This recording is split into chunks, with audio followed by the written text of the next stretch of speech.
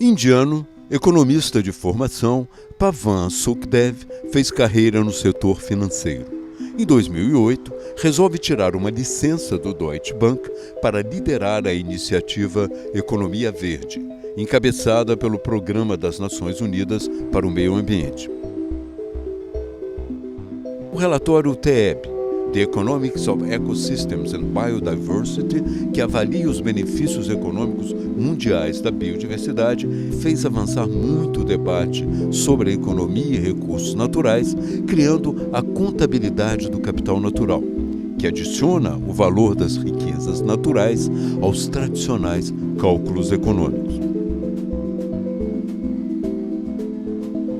Em 2012, Sukhdev avançou ainda mais na análise sobre o mundo dos negócios, com o seu livro Movimento Corporação 2020. Nele, o economista defende impostos mais elevados com base no impacto ambiental, para estimular nas atividades econômicas a inovação verde. O indiano esteve no Brasil em maio de 2013 para lançar a edição brasileira de seu livro, publicado pelo selo Planeta Sustentável da editora Abril.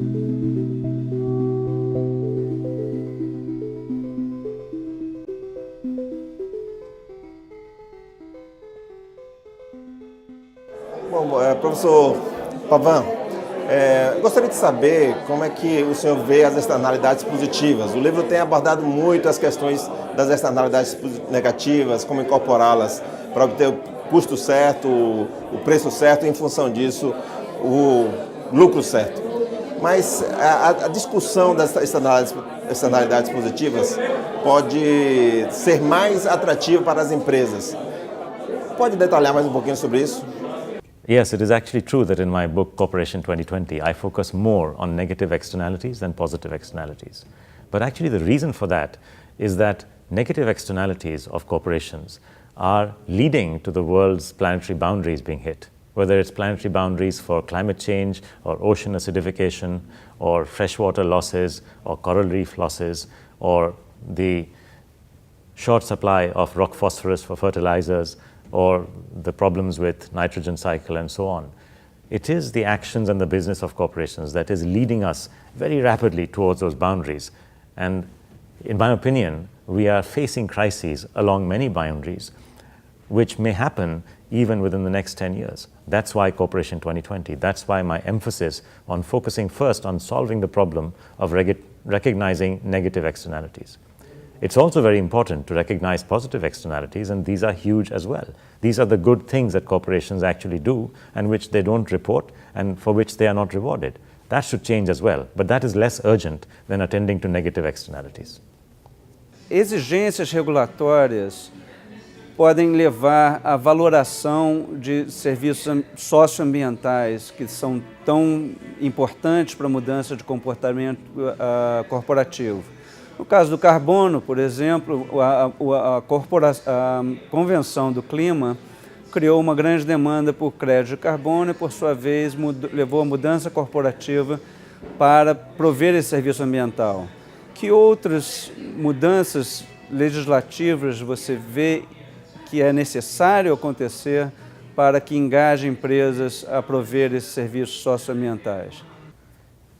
Internal initiatives of corporations can actually have a very significant impact. And I think an example of that is the Eco-Imagination campaign of General Electric, of GE, in which they encouraged various different business divisions to look at creating product line where energy efficiency, resource efficiency, and essentially various aspects of a green economy were the focus of the product's value proposition. And from small to big, including an electric engine used in the US, which in fact uses the same braking mechanism as you have in some cars where the braking through a dynamo generates electricity, have been tremendously useful and successful. Despite a recession, the total value that was delivered through the Eco-Imagination campaign range of products and services has actually gone up. So here's an example where a company initiative has actually led to additional value being created. something that was an experiment, developing actually into an entire business strategy and delivering value even during a recession. Eu gostaria de saber quais são os condicionantes para que uma empresa globalizada ou até mesmo local comece a se preocupar e a investir em sustentabilidade, de fato. There are some initiatives and some changes that come from within the company. Any company can decide as a responsible citizen of society that it will align its goals to society, that it will become a capital factory and actually start measuring its impacts on human, social and natural capital. It can decide that it will become an institute, in other words, train its employees in the skills that they need to earn more over life. And it can decide to engage positively with the societies in which it operates, employees, customers, suppliers, and indeed the public at large. These are things that the company on its own can do. But there are other things which are equally important which a company on its own cannot do, such as changing how taxation applies. Putting more tax on resource use and resource extraction as against corporate profits is definitely going to improve the way that companies use resources and indeed the way that citizens consume resources.